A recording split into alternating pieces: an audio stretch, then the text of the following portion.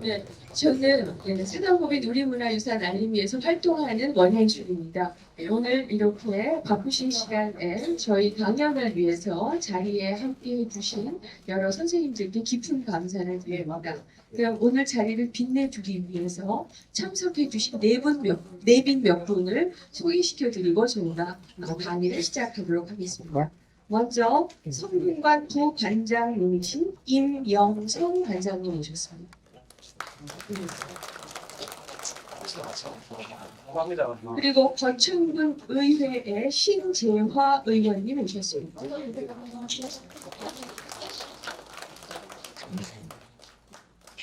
거창군 의회의 김향만 의원님 오셨습니다.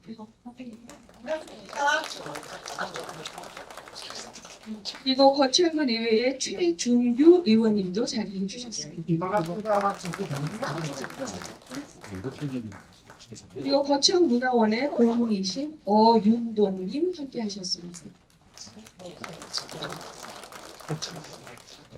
함양문화원의 부원장이신 강성감님 함께 해주셨습니다. 그리고 거창한교 전교이신 최종동님 자리하셨습니다. 그리고 거창군 바르게살기 협의회의 김홍조 회장님 함께하셨습니다. 거창 향토사 연구소 소장이신 정시균님 자리하셨습니다. 그리고 수승대 조합장이신 김종근님도 자리하셨습니다. 네, 여러 귀하신 분들 모셨는데 저희가 시간 관계상 일일이 소개시켜드리지 못함을 죄송하게 생각합니다. 그리고 서울에서도 오늘 행사를 위해서 많은 분들이 함께 했습니다.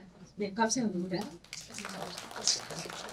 한국학중앙연구원의 한국학대학원 인문학부 교수이신 김학수 교수님을 모시도록 하겠습니다. 네, 큰 박수 부탁드립니다.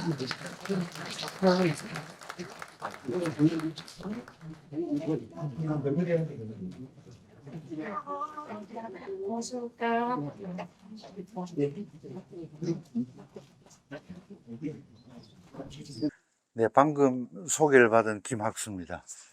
제가 학생 시절인 93년에, 그때는 대학원 석사를 다닐 때인데 93년에 이 종가에 와서 문헌을 조사를 한 적이 있습니다. 그때는 뭐 워낙 학생이어서 그때 교수님들 모시고 심부름하던 그런 시기가 30년 전이었는데, 또 30년의 세월이 흘러서 제가 이제 여기 와서 이제 선생이라고 하는 타이틀을 가지고 말을 하게 되는 그런 그 시기가 되었습니다. 그래서 그때 선대 종손이신 우자 순자 하시는 그 어른이 아마 학교에 교장으로 아마 재직하시던 그런 기억이 있고, 그 어른이 굉장히 그 사람이 관우하다, 인품이 아주 넉넉하다는 그런 느낌이 있고, 또 시내에 이렇게 갔을 때 재창 의원의 김태순 하시는 그 어른이 아주 참 거인 같은 느낌의 분이 있었는데, 이제 그런 인상이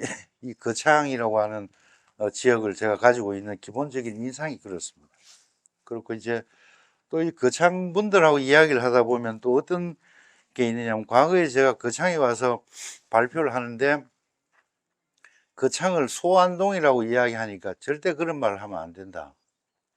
왜 우리를 안동에 견주어서 작은 안동이라 그러냐, 안동은 안동이고 아니는 아닌 것이지 왜 그렇게 이야기하느냐라고 이야기를 저한테 하신 적이 있는데, 그 말을 들으면서 이 지역이 가지고 있는 역사의식, 문화의식이 남다르다 하는 생각을 그때 많이 했었습니다. 절대 잊어지지 않는 그런 기억으로 지금도 남아 있습니다. 특히 지금은 거창이라고 하는 큰 틀 속에 같이 있습니다만, 과거에 이 안이라고 하는 지역은 특히 어떤 지역적 우월의식이라 그래야 될까, 문화적인 선진의식이 아주 각별한 그런 지역으로 알고 있는데, 아마 그 안이라고 하는 지역이 안이가 되는 중요한 이유 중에 하나가 바로 오늘 우리가 여기 이야기하게 되는 동계 선생과 같은 이런 아주 걸출한 인물들이 있었기 때문에 안이가 되는 그런 이유가 되지 않겠나 이렇게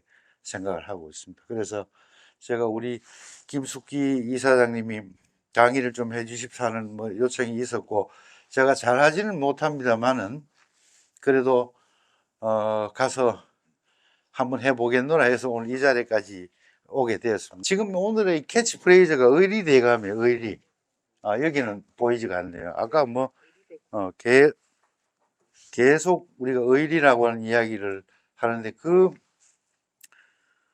조선의, 제가 크게 이야기를 하겠습니다. 조선의 선비들 중에 의리를 강조하지 않는 선비는 아무도 없습니다. 경남 선비만 의리를 강조하는 게 아니고 전라도 선비도 의리를 강조하고 저 경상북도 선비도 의리를 강조하는 거예요. 왜? 의리라고 하는 것은 유교의 기본적인 덕목 중에 하나이기 때문에 어느 지역 유림은 의리를 강조하고 어느 지역 유림은 의리를 강조하지 않는다, 그런 말은 원칙적으로 성립될 수가 없는 거예요. 다만 그 보편적 가치를, 의라고 하는 보편적 가치를 이 지역 분들은 특별한 가치로 발전을 시켜서 그 하나 지역의 이념적 브랜드화를 시켰다라고 하는 측면에서 차이점이 있는 것인데, 이 의라고 하는 것은 기본적으로 뭐냐 하면, 힘이 약한 애가 있는데 힘센 애가 걔를 때리는 거예요. 그럼 내가 저걸 바라보고 그냥 넘어갈 것인가, 나도 이 싸움에 개입을 해서 약한 자를 도와주면서 더 센 애한테 맞을 것을 감수하고 도와줄 것인가, 이 마음이 의예요. 그 의는 기본적으로 어떤 것이냐면 자기 희생에서 출발하는 겁니다. 자신에 대한 희생이 없는 의는 없고, 그 의의 연료는 자기 희생이 되고 의의 영양소도 자기 희생이 되는 겁니다.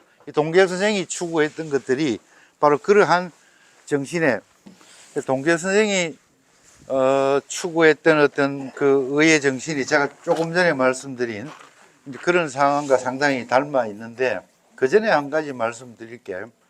이 조선 왕조라는 게 네 집단을 거세를 시켰습니다. 그게 뭐냐 하면 여자예요. 첫 번째, 여자는 사회적인 진출을 전혀 할 수 없도록 만들어 버렸습니다. 두 번째, 군인입니다. 군인. 이 군인을 사실상의 군인 아닌 집단처럼 만들어 버리죠. 왜 그러냐면 군인의 총사령관은 반드시 행정고시 출신이 사령관이 되는 거예요. 육군사관학교 나온 사람이 사령관이 돼야 되는데, 육군사관학교 나온 사람은 상품 배술밖에 할 수가 없고, 실제 전쟁을 할 때는 행정고시 한 사람이 사령관이 되는 겁니다. 우리가 알고 있는 서희 장군, 윤관 장군, 강감찬 장군, 김종서 장군, 100%다 문과 출신의 엘리트 관료들입니다. 이 양반들이 우리 전쟁사에 혁혁한 이름을 남긴 이유가 바로 전술은 군인이 하는 거지만 전략은 문신이 짠다라는 생각 때문에 그렇게 구조화되어 있었던 거예요. 그래서 군인을 약화를 시키는 거예요. 마지막에 뭘 다스리냐? 아전 그룹들, 향리들을 철저히 통제를 해서 반발할 수 없도록 이렇게 나라를 운영을 했는데, 그 중에 하나가 바로 군인입니다. 칼 들고 왕궁을 쳐들어와서 자기가 왕이 되겠다는 거예요.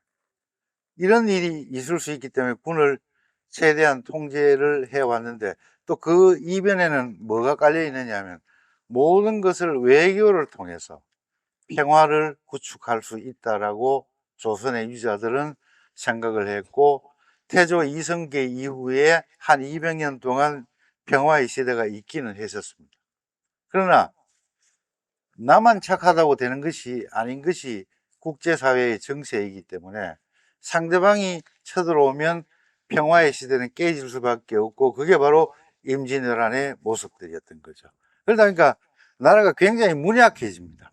굉장히 문약해지고 나약해지고, 붓글씨로 외교 문서로서 모든 평화를 이룰 수 있다라고 하는 그런 생각 속에 나약해질 때 그 나약함을 규탄을 하면서 이 조선의 나약성을 허물을 벗어야 된다라고 이야기했던 분이 바로 동계 선생이라는 것이죠. 이게 그냥 단순하게 우리가 봤을 때 불쑥하는 이야기 아니고 엄청난 이 지역 사회가 가지고 있는 역사적 전통이 동계 정운이라고 하는 사람의 입을 통해서 표현이 된 것이기 때문에 말은 동계가 한 것이지만 실제로는 이 지역 사회의 말이 동계의 입을 통해서 표현되었다라고 하는 것이 맞을 것 같습니다. 동계 선생 아마 저 밑에 거창에 좀 사시다가 함양 개평에도 밑에 어른들이 좀 사시다가 그 다음에 조부 때 아마 이 역동으로 들어오신 걸로 알고 있습니다. 그리고 그 어른이 역양이라는 호를 썼고 임진왜란 때 많은 활동을 하시고 학봉 김성일이 우감사를 그만두고 안동 갈래 할 때 당신이 가면 안 된다라고 만류를 해서 더 전쟁을 할 수 있도록 굉장히 중요한 역할을 했던 분이 그 아버지인데 그때 물론 동계도 의병전쟁에 참여를 했었습니다.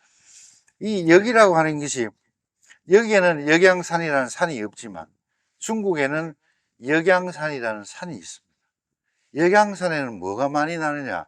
아주 양질의 오동나무가 많이 나는 곳입니다. 아버지의 호를 역양으로 이미 썼기 때문에 아들, 손자 중에 누군가는 오동나무 오자가 들어가는 이름을 네이밍을 해야 되는 것이 이게 역사의 법칙이에요.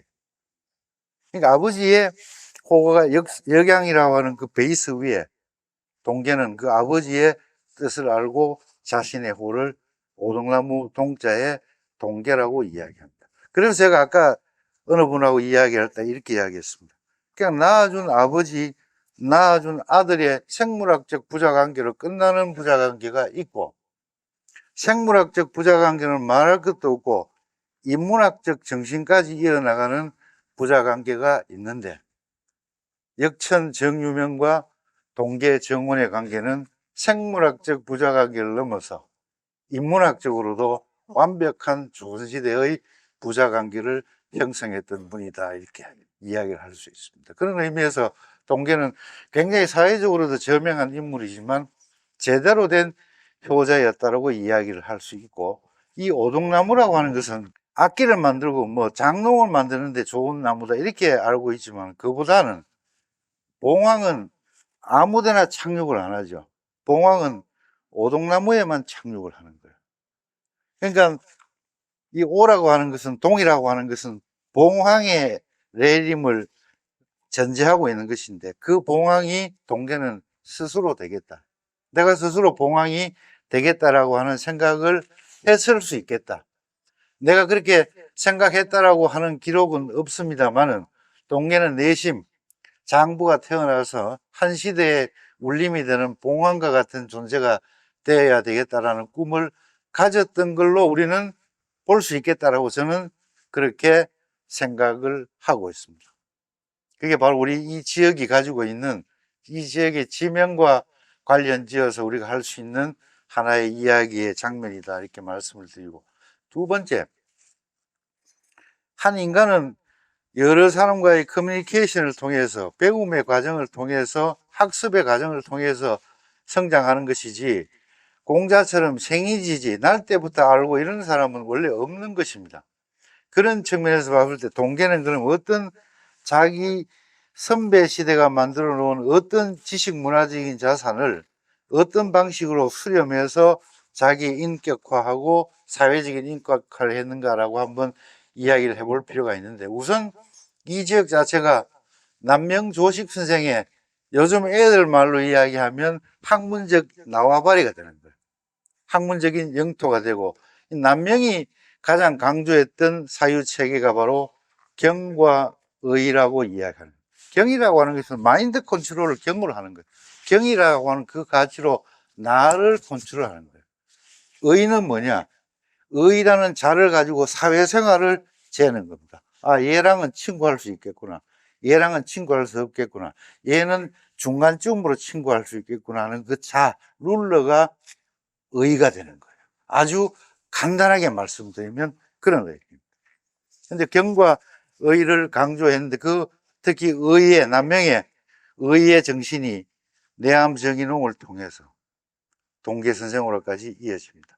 그 지금 입장에서 내암과 동계의 관계가 좀 서먹할 수 있지 않느냐라고 이야기를 할 수 있을지 모르지만, 제가 볼 때는 역시 동계는 남명조식에서 내암 정의농으로 이어지는 이 의의 정신을 가장 투철하게, 가장 완벽하게 계승한 사람이다라고 볼 수 있습니다. 물론 중간에 조정의 정치적 사건 속에서 자기 선생과 일정한 의견의 차이가 있어서 우리가 말하는 의절하였다, 등을 돌렸다라고 하는 그런 측면도 있습니다만은, 내암이 나중에 사망했을 때 그 내암의 모든 시상의 부분들을 동계가 감당한다라고 하는 것은 이제 요즘 흔히 말하는 그 상남자적인 모습을 동계가 보여주는 겁니다. 그러니까 의를 통해서, 남명에서 내암을 통해서 이어지는 이 의의 정신을 장착을 왼쪽 가슴에 하는 거예요. 그 다음에 저 안동으로 가서 퇴계 선생을 통해서 인의 마음, 덕의 마음을 수용을 하게 되는데, 그때 하나의 브릿지, 다리와 같은 역할을 했던 사람이 월천조목이라는 분이 있어요. 이 월천조목을 기록상에 의하면 1589년에 안동 예안으로 가서 도산서원에 가서 참배를 하고 월천과 사제관계를 맺으면서 바로 퇴계학을 수용하는 것입니다. 오른쪽 가슴에 퇴계학을 장착을 시키는 겁니다. 그러니까 어떤 측면에서 봤을 때 동계는 굉장히 균형 잡힌 사유 체계를 갖춘 그 당시에 몇 안 되는 지식인 중에 한 사람이었습니다. 근데 이게 우리는 뭐 남명학 퇴계학을 상당한 학문이 맞고 우리끼리 그렇게 이야기를 하지만, 어떤 측면에서 봤을 때 남명학과 퇴계학은 지방학적 요소가 있기 때문에 애들 말로 조금 촌스럽죠. 이게 약간 촌스러운 느낌이 있어요. 그 이 한 시대를 압도하는 지식인 내지는 지성이 되기 위해서는 약간 도회 문화적인 세련성이 필요한 거예요. 왜냐? 거창에서 태어나서 거창에서 살고 말 게 아니기 때문에.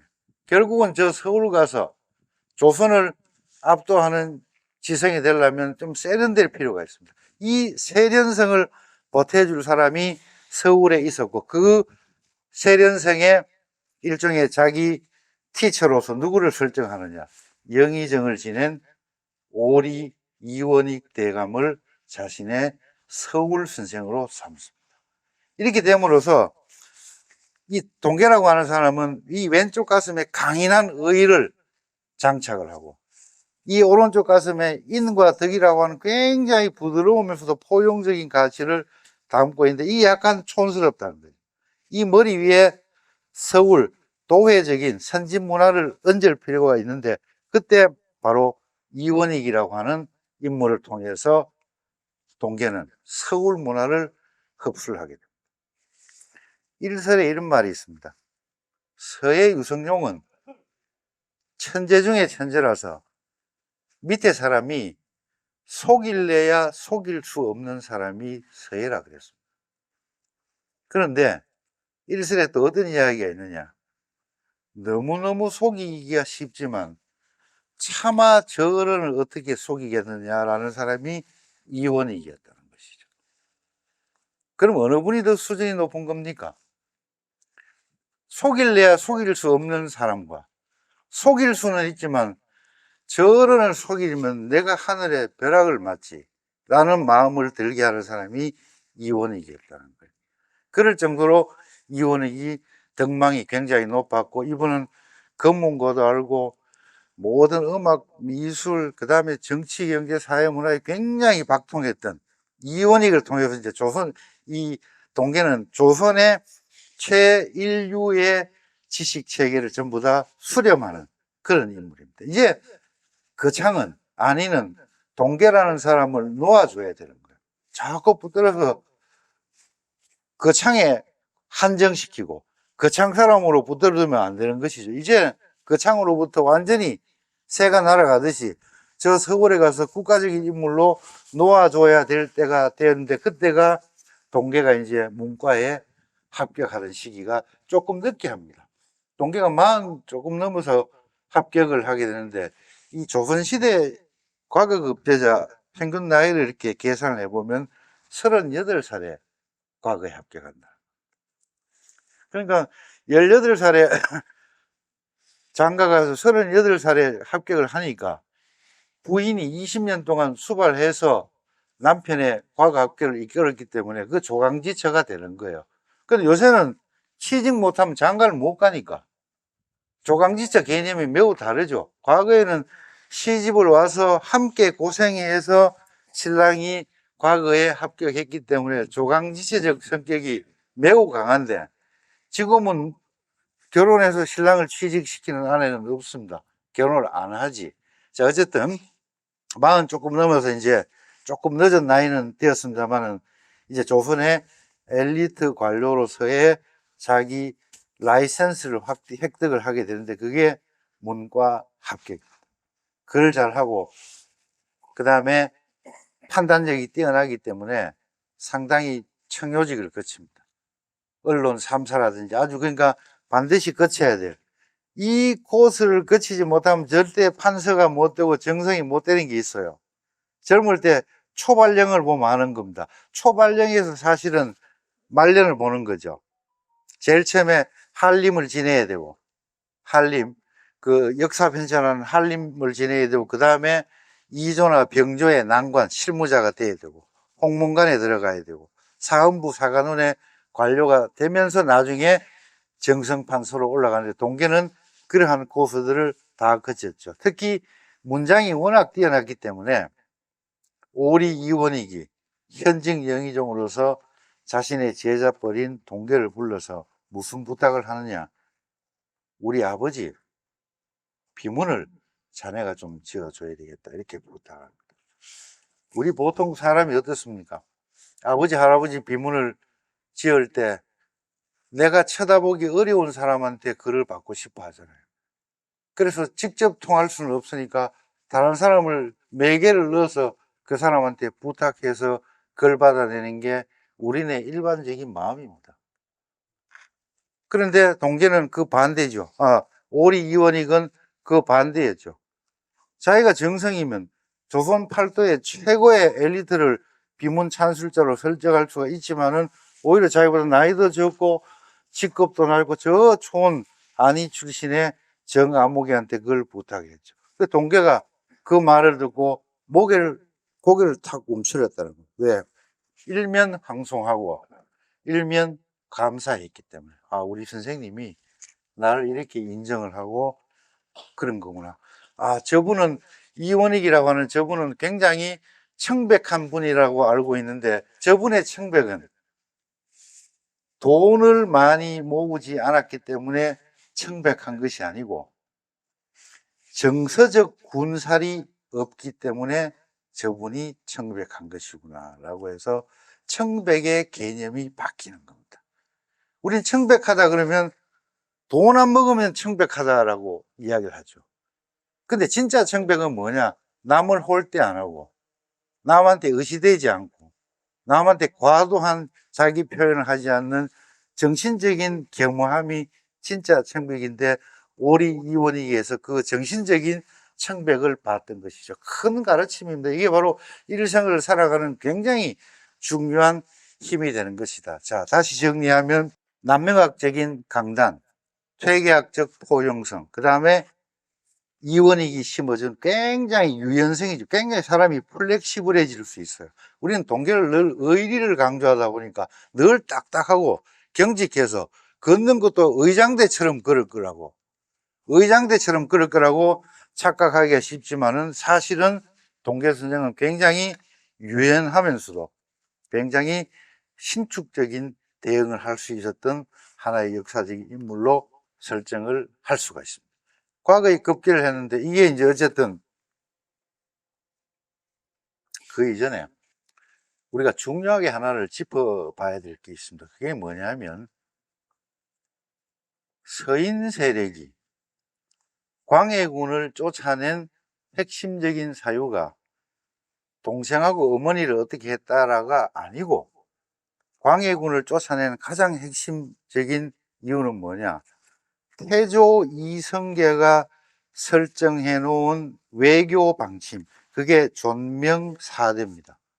이 존명사대라고 하는 원칙을 어겼기 때문에 너는 태조가 만든 이 나라의 왕이 될 수 없다라고 하는 것이 1차 이유인데, 우리 보통 사람들은 그 이유는 말하지 않고 동생을 죽이고 엄마를 홀대하고 윤리 도덕적으로 문제가 있어서 쫓아냈다라고 이야기하는데, 그거는 두 번째, 세 번째 이유예요. 진짜 이유는 외교 노선을 어겼기 때문에. 그 태조가의 외교 노선을 어겼는데 어떻게 태조가의 나라의 왕이 될 수 있느냐 해서 쫓아낸 겁니다. 그래서 인조가 왕이 된 것이죠. 그 결과적으로 인조는 자기도 청나라 황제한테 어떤 형식으로든 항복을 했지 않습니까? 그럼 왕위를 내놔야 되는 거예요. 안 내놓잖아요. 그래서 이건 굉장히 역사적인 모순입니다. 그 광해군의 축출이라고 하는 것이 결국 그것도 이유가 아니었다는 것을 알게 되는 것이죠. 자, 어쨌든 이 동계 선생은 광해군이라고 하는 임금, 그리고 인조라고 하는 임금, 본인에게 주어진 이 정치적인 스테이지가 너무 좀 척박했다.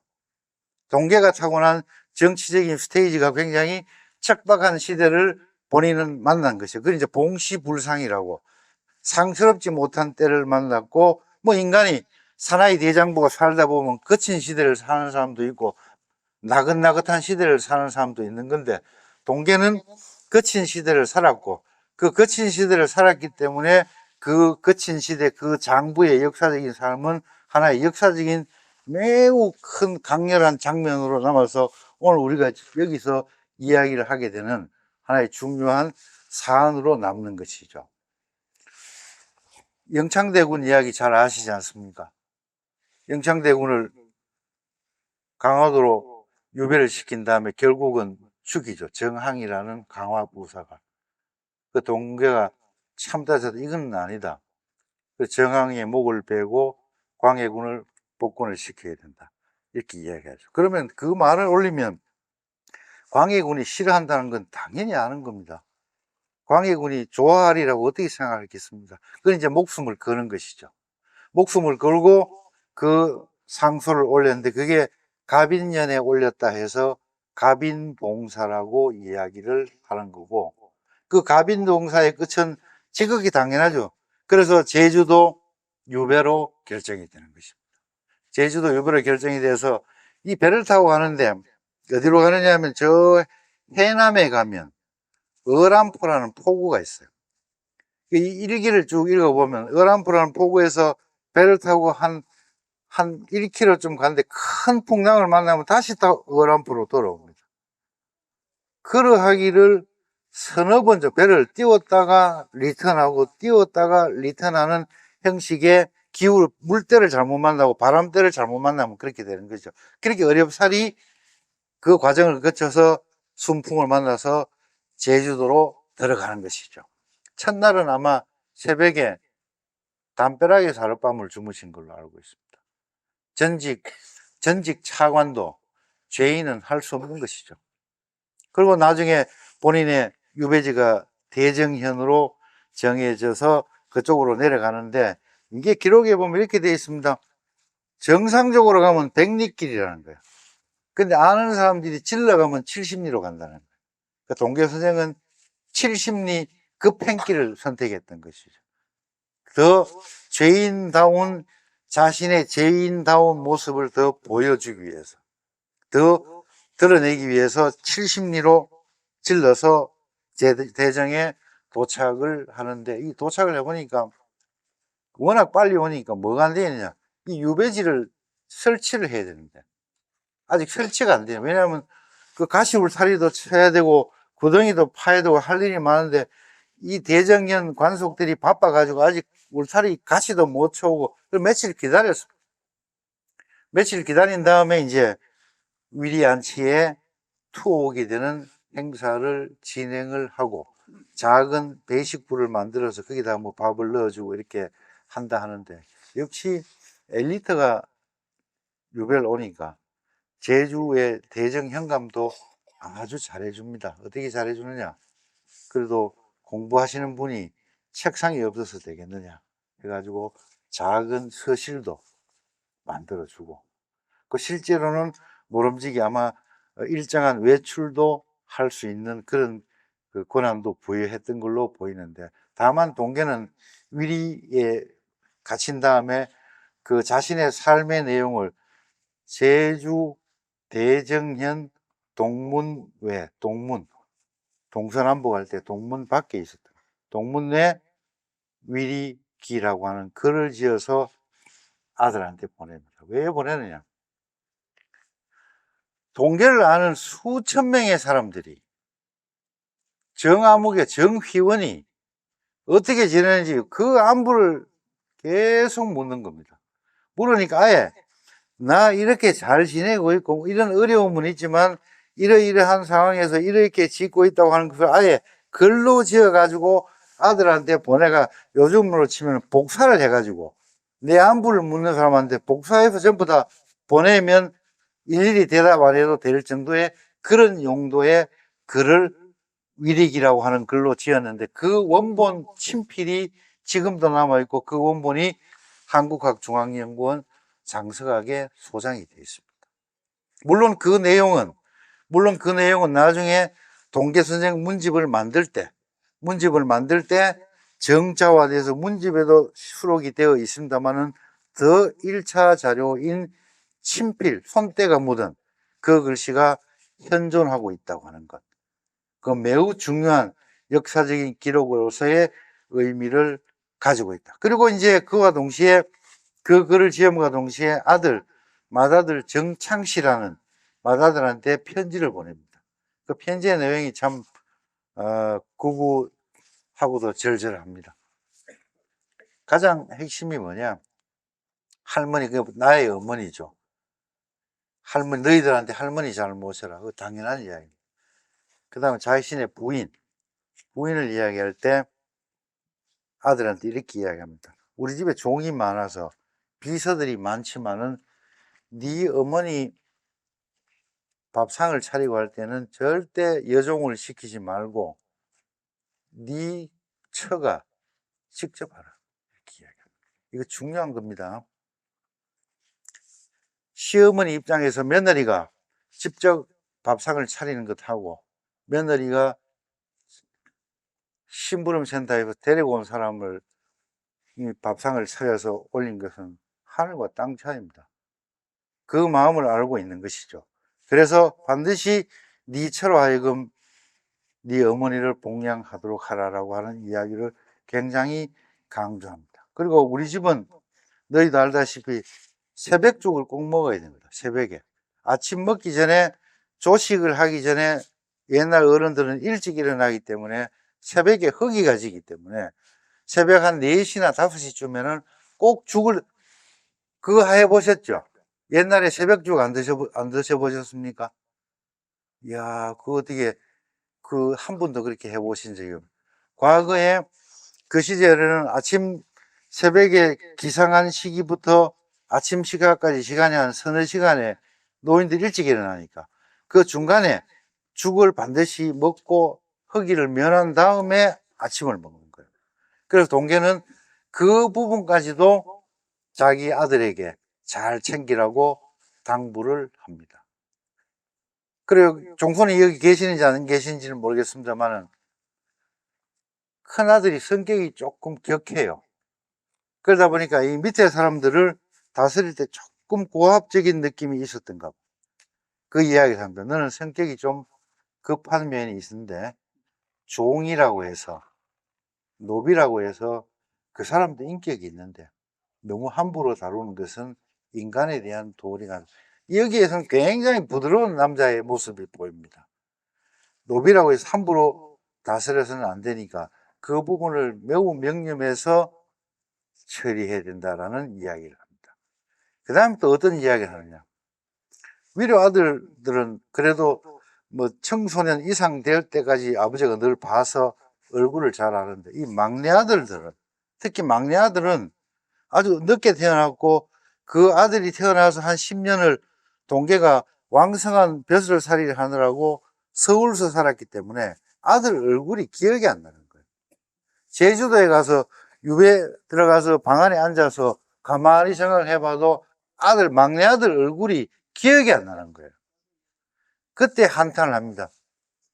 내가 뱃을 하느라고 자식 얼굴조차 한번 제대로 본 적이 없고, 그러다 보니까 그놈들 얼굴이 기억이 안 난다. 내 이럴 줄 알았더라면 화공을 시켜서 애들 얼굴이라도 그려서 이 벽에 붙여 놓았더라면 내가 조금이라도 위로가 되었을 텐데, 이 애배가 돼가지고 자식 얼굴을 기억할 수 없는 이런 상황, 그리고 이 죄인 신세까지 돼가지고 이 절의 고도에 이 머물러 있는 이 심정이라는 것은 이루 말할 수가 없다라고 이야기를 하는 것이죠. 그런 부분들을 큰아들에게 보내는 편지를 통해서 자신의 심정들을 이야기합니다. 아까 이야기한 위리기는 대친지 나의 정황 보고 자료로서 보낸 것이고, 아들한테 보낸 편지는 내가 없는 동안 집안을 어떤 식으로 운영하고 다스려야 된다라고 하는 그 방침을 굉장히 잔잔하면서도 아주 곡진한 어조로 이야기를 하는 겁니다. 실제 제주도에 가보니까 동계는 이렇게 이야기하죠. 이야, 이거 뭐 계절의 변화를 느낄 수가 없어. 이게 지금 여름인지 가을인지 겨울인지 봄인지를 느낄 수 없을 정도로 계절이 하루에도 몇 번씩 바뀌는 거예요. 아마 어른들 기억하실 겁니다. 한겨울에 손에 물기 있는 상태에서 저 쇠고랑 문고리를 딱 잡으면 문고리에 손이 쫙 달라붙었습니다. 쫙 달라붙어 바로 얼어가지고. 이 제주도는 습기가 많아가지고 문고리를 잡으면 손이 쫙 달라붙는데 문고리를 당기면 문고리가 빠져버린다. 부식이 심해서. 뱀이 많고. 그 다음에 온 방 안에 연기가 차서 옷을 입고 있으면 금방 시커먼 옷이 되어버리고, 문지방이 낮아서 들어갈 때 늘 고개를 땅바닥에 대서 들어가야 되니까 이게 양반 사대부로서의 스타일이 막 되게 구겨지는 거예요. 그런 모습들을 감수하면서 제주도에서 생활을 하는데, 또 풍속과 관련해서 이렇게 합니다. 이 절구는 있는데 방아가 없다는 거예요. 제주도에는 절구는 있는데 육지에서 우리가 말하는 방아 찍는다 할 때 방아가 없다. 참 희한한 어떤 그 풍속을 가지고 있다. 기타 등등 해서 이 제주도에서의 그 기록 내지는 일기 내지는 편지는 동계 개인의 신변뿐만 아니라 조선시대 제주 풍속사를 이야기하는데 굉장히 유효한 정보들이 거기에 들어있습니다. 그 정보가 또 왜 중요하냐? 당대 최고의 지식인이 객관적 정신을 가지고 기술한 내용이기 때문에 신빙성이 높아요. 아주 신인도가 굉장히 높은 그런 기록들인데, 그 기록들의 원본이 무신난, 영조 무신난이라고 하는 이 동계 가문의 화란을 거치면서까지 남아있다고 하는 것은 역사의 굉장한 다행스러운 장면이다라고 이야기를 할 수가 있는 것입니다. 나중에 큰아들이 면회를 옵니다. 배 타고. 한 번 오면 작게 있을 때는 2달, 길게 있을 때는 6달, 아주 길게 있을 때는 9달 있다 갑니다. 아버지랑. 야, 그럼 죄인이 그래도 되느냐? 그걸 되고 안 되고는 우리가 정할 일은 아니잖아요. 조선시대 사람들이 정하는 거지. 실제 9달씩 머물러 갑니다. 그리고 얼마 있으면 둘째 아들이 와서 한 석 달 머물렀다 가고. 아주 해배되기 직전에, 인조 반정이 일어나기 직전에 막내 아들이 와서 있는데 인조 반정이 일어납니다.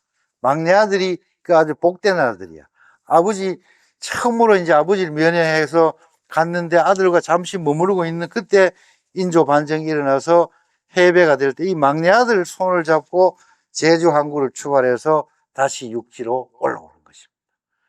그러니까 그 막내 아들이 아주 좋은 징조의 아들과 같은 그런 느낌으로 다가오는데, 여기서 한 사람을 언급해야 되는데, 여기 거창인지 아닌지는 정확하게 모르겠습니다만 하홍도라는 거창 아전이 하나 있었어요.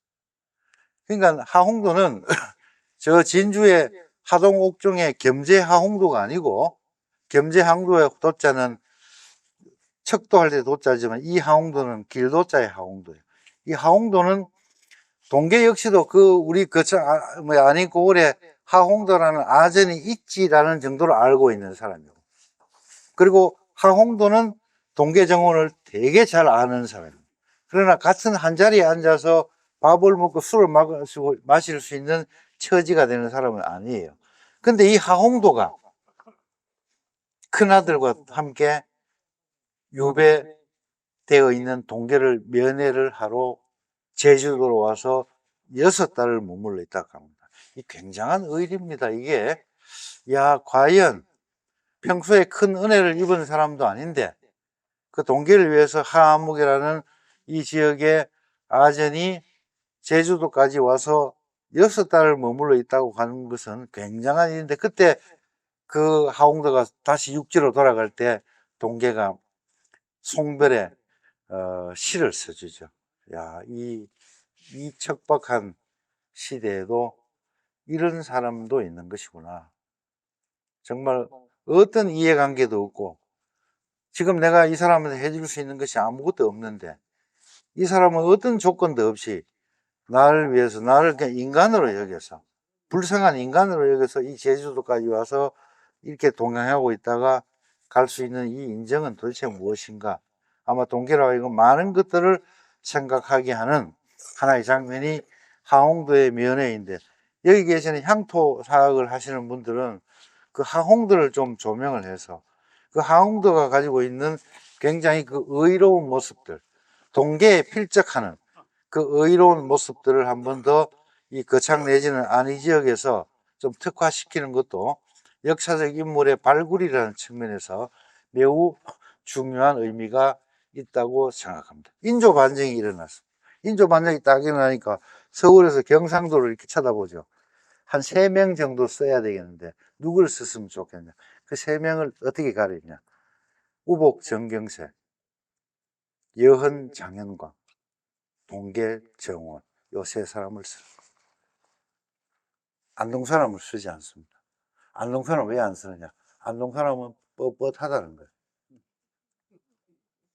뻣뻣해서 쓸 수가 없죠. 근데 이쪽 사람들은 왜 쓰느냐. 이 안동과는 달리 이쪽 사람들은 그래도 한강 여헌 선생의 영향을 받아서 사람들이 좀 융통성이 있고 대화가 되는 야당. 안동, 저는 서인 입장에서 절대 대화할 수 없는 야당으로 여기서 안동 사람은 철저히 배격을 시키고, 이 상주, 성주, 대구, 칠구, 거창 안으로 이어지는 이쪽 라인의 사람을 쓰는데, 이제 그 사람이 정경세, 장현광, 정원, 요 3사람을 등용을 하는 것이죠. 등용해서 실제 인조 반정 이후 영남 남인의 3대 포스트가 요 3사람입니다. 그 중에 동계가 포함이 되어 있는 것이죠. 굉장히 레벨이 높은 인물이었습니다. 그때 동계가 등용될 수 있었던 가장 큰 이유 중에 하나는 저리가 뛰어나고 학문이 뛰어나다라는 이유였었습니다. 그래서 다 아시지 않습니까? 얼마 있다가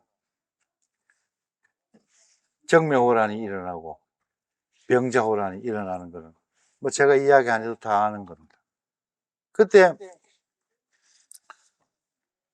제가 알기로 병자호란이 일어나는 그해 9월에 동계 선생이 친구들 10여 명과 함께, 친구 내지는 후배들 10여 명과 함께 범국회라고 하는 개회를 개최한 걸로 알고 있습니다.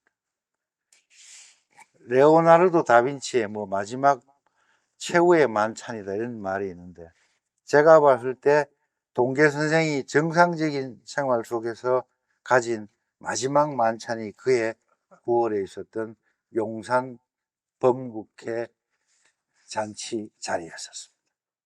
그게 생전에 누렸던 제대로 된 음식, 격식을 갖춘 음식을 먹은 마지막 장면이 그해 9월에 있었던 그 연회가 되는 것이고, 그 얼마 안 있다가 서울로 올라가서 다 아시다시피 2조 1008의 직함을 띠고 척화와 주화의 대립과 갈등 속에서 척화의 어떤 맹장으로 활동을 하게 되는 것이죠.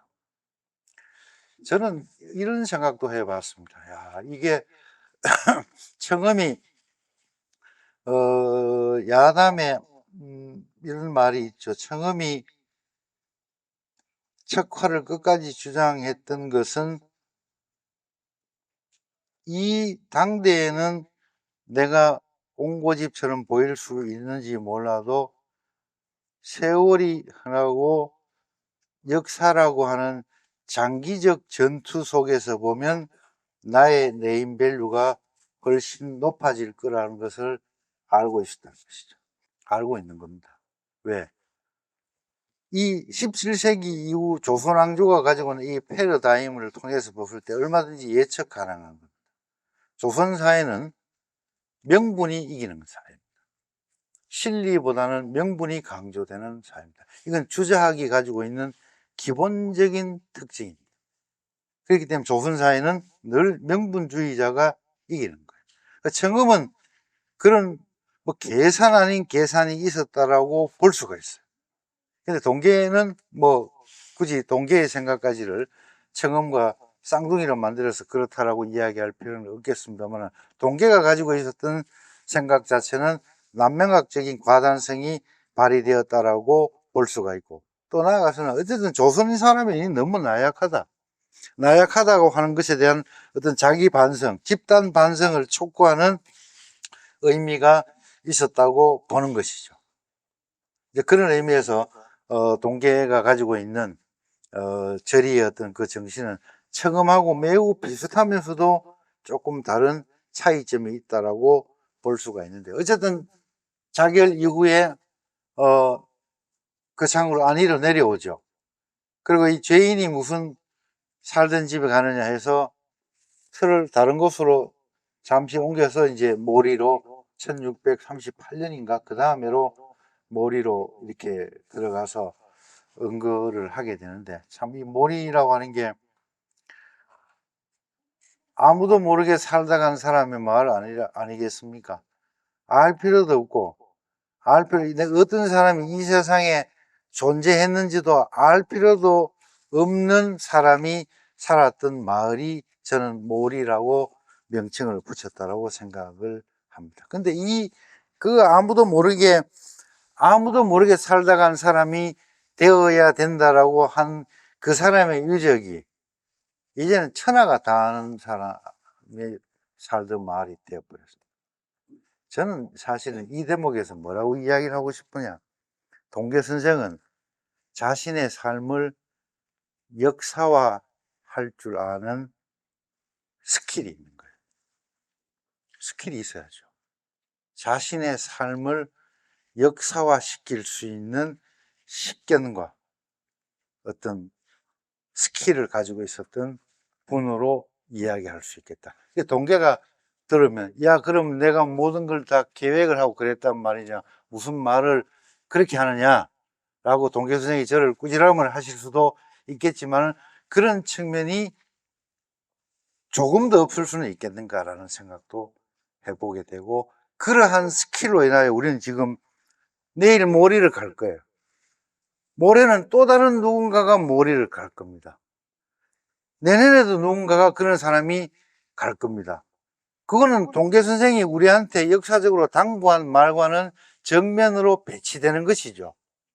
알 필요도 없고 올 필요도 없고 한 그런 존재로서의 나를 이야기를 했는데 100% 반대의 모습으로 우리에게 착상이 되어 있다고 하는 것은 동계 선생의 저 내면 깊숙한 곳에 이 몰이라고 하는 그 표현이 결국은 천하의 그 공간이 천하의 모든 사람이 주목하는 하나의 공간이 될 수 있다라는 생각을 적어도 요만큼은 했을 것이다라고 저는 생각을 하고 있습니다. 그러나 그 몰이라고 하는 그 명칭이 가지고 있는 의미는 큰 거죠. 동계는 막 찾아봤습니다. 요즘으로 치면은 네이버하고 구글 검색을 해봤죠. 무슨 검색을 하느냐. 동네 이름 중에 혹시 수치스러운 마을이라는 뜻의 수동이라는 게 있는지, 조선 팔도에 네이버 검색을 다 해도 조선에 수치스러운 마을이라는 뜻의 수동이라는 말이 없는 거예요.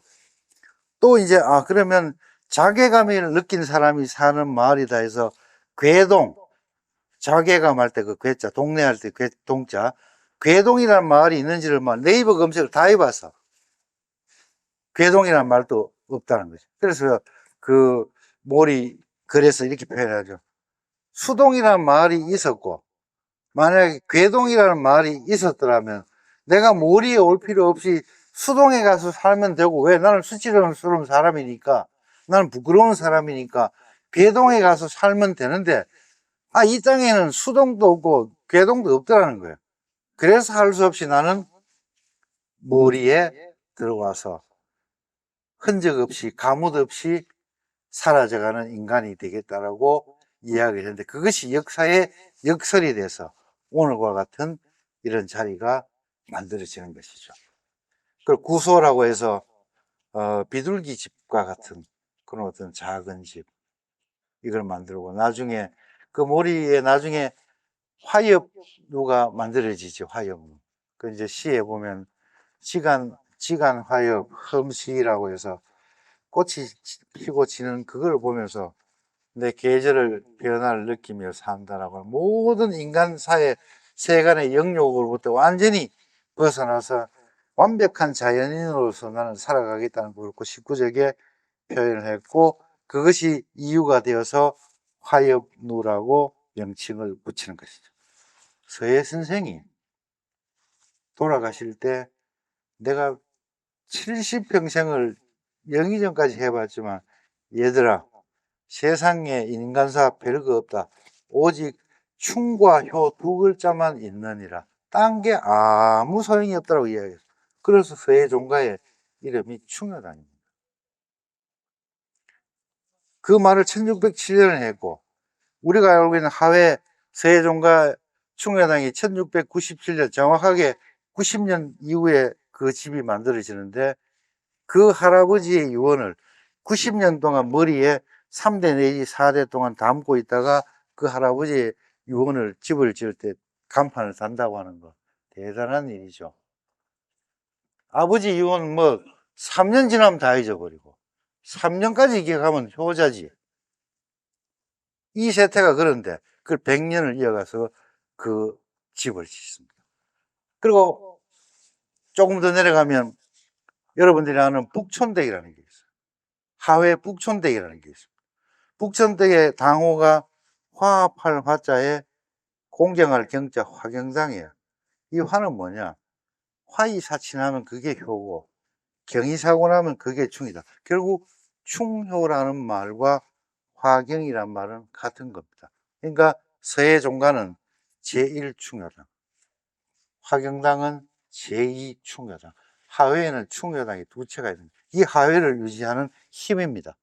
이 화엽이라고 하는 것도 바로 동계가 19에서 살짝 터치하듯이 자기 생각을 표현한 것이 후학들에게는 강렬한 인상으로 남았고, 그것이 화엽루라고 하는 건물이 등장하면서 동계 정원을 상징하는 문구가 되고, 나중에 정조임금은 그 식구를 시험 제목으로 내서 조선의 팔도 유자들을 퇴수했죠. 이 화엽루에 이 걸구를 가지고 여러분들은 글을 지어라. 동계 선생이 조선 과거에 일종의 역사적 출제자가 된 바가 있는데, 그 바로 출제의 내용이 바로 화엽, 꽃잎이라고 하는 그 문구가 국왕에 의해서 그렇게 채택이 된 그런 일들도 있었다고 하는 거. 그만큼 이제 동계가 가지고 있는 의리 정신을 정조 임금은 표출하고 싶었던 거예요. 왜? 정조 시대는 의리의 시대입니다. 그러니까 정조는 본인이 최고로 강조했던 게 의리이기 때문에 역사적 인물 중에 의리적 성과를 남긴 사람을 전부 다 찾아냅니다.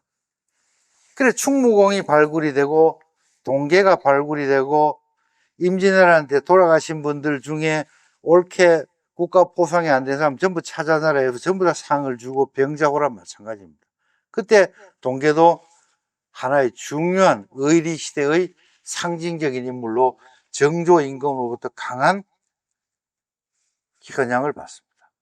물론 그 이전에 여기 들어보면 문강공 동계 정선생지 문이라고 충신 정문이 돼 있잖아요. 문간의 뜻이 무엇인지 아십니까 혹시? 그거 알아야 됩니다. 그러니까 시호인데 거창 내지는 아니분들이라면 문간이라고 동계 선생의 시호가 문간이라고 하는 것은 전 국민이 알아야 되는 거고, 문간의 문은 무슨 뜻이고 간은 무슨 뜻인지를 알아야 되는 것은 온 거창 국민들은 알아야 돼요. 그래서 온 거창 국민들은 다른 고을 사람들한테 그걸 가르쳐 줄 수 있어야 돼요. 동계 선생이 에게 주어진 문간이라고 하는 시호의 문은 근학 호문, 배움에 부지런하고 질문하기를 좋아한다라는 뜻의 문입니다. 이건 바로 학자적 품성을 이야기하는 거죠. 그 다음에 두 번째 간이라고 할 때 이 간자가 대중 밑에 사이 간자, 간단하다 할 때 영어에 뭐 이지하다 이런 거냐, 이게 아닙니다. 정직한, 속임이 없는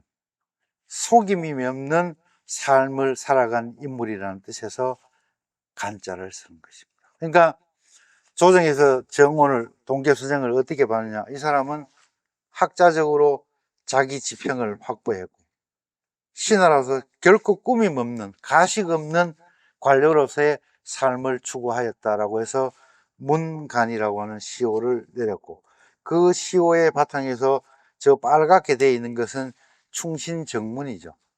충신의, 여기는 바로 충신의 게이트다 말이에요.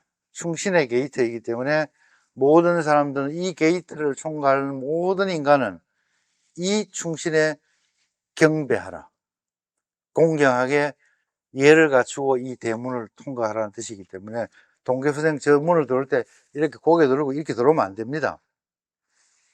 하면서 그래서 마음속으로라도 존경하는 마음, 공경하는 마음을 가지면서 들어오라는 뜻이죠. 그게 바로 나중에 우리가 저희는 내일은 아마 모리제를 갈 것으로 이렇게 알고 있는데, 그 모리제가 가지고 있는 그 어떤 의리의 공간으로서의 어떤 그 상징성, 이것이 조선의 정조 임금에 의해서 굉장히 주목을 받았고 지금까지도 우리에게 중요한 역사적인 공간이 되고 있는데, 제가 마지막으로 당부드리고 싶은 것은 뭐냐면은,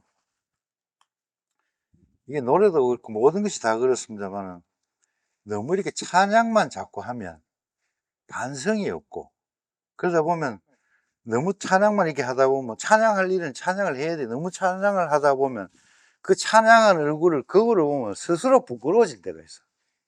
그럴 때가 있습니다. 야, 내가 이게 너무한 거 아닌가 하는 생각이. 그래서 우리 동계를 찬양이라기보다는 동계를 제대로 평가하고 제대로 인식하고 제대로 평가를 하기 위해서는 정확하게 알아야 됩니다.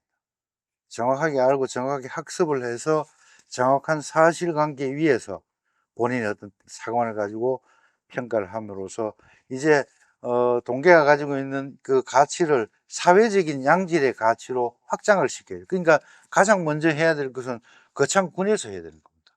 거창군에서 동계가 가지고 있는 역사적인 가치를 사회적 가치로 확장을 시키고, 이게 동계의 가치가 거창에 머무를 가치냐, 그럼 경남도로 확장을 시켜야 되죠. 이 경남도에 가둬서 될 가치냐, 국가적으로 확장을 시켜야 되는 것입니다. 아마 제가 볼 때는 정동계가 가지고 있는 역사적인 자산 내지 가치는 거창고를 현저히 뛰어넘는 용량을 가지고 있기 때문에 거창으로서는, 특히 안희로서는 굉장히 소중한 역사적인 자산을 보유하고 있다, 이렇게 자부심을 느껴 무방하고, 그런 것들이 어떤 긍정적이고 올바른 현대적인 개성이 될 수 있도록 노력을 해야 되는데, 우리 김숙희 이사장님 어디 가신 거예요 지금? 김숙희 이사장님이 하고 계시는, 김숙희 이사장님은 거창분이 아니에요. 김숙희 이사장님이 하고 계시는 저 일이 바로 원래 거창이 해야 되고 경남도가 해야 되고 대한민국이 해야 될 일을 김숙희 이사장님이 하나의 그 불씨를 지핀다 그래야 될까 이런 느낌입니다. 그런 의미에서 저분은 굉장히 중요한 일을 하고 있고 저는 뭐 그냥 하루 고용된 강사에 불과한 것이고 저는 하루 고용된 강사에 불과한 것이지만 저분들은 그런 일들을 늘 기획하고 추진해 나간다는 의미에서 굉장히 중요한 의미를 갖고 있기 때문에 저분에게 큰 박수를 드리는 것으로서 강의를 마치도록 하겠습니다.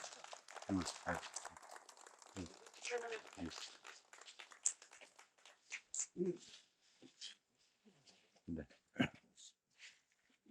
홍대 선생의 삶에 대해서 아주 좋은 말씀 많이 해주셨습니다.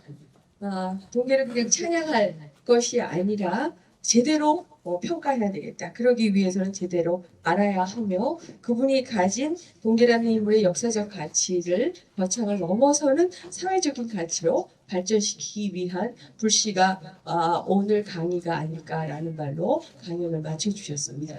자, 경청해주신 여러 선생님께 깊은 감사를 드리고 혹시 질문 있으면 저희 질문 받도록 하겠습니다. 네, 질문 있으시면 지금 질문해 주시고요.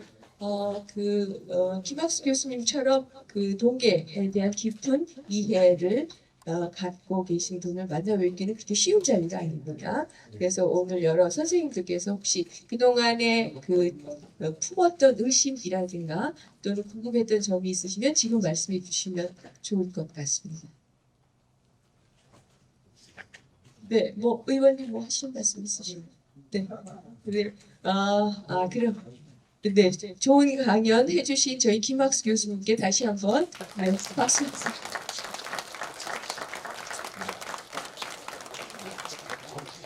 네, 오늘 바쁘신데 이렇게 귀한 걸음 해주신 여러분께 다시 한번 깊은 감사를 드리고 편안히 돌아가시기 바랍니다. 감사합니다.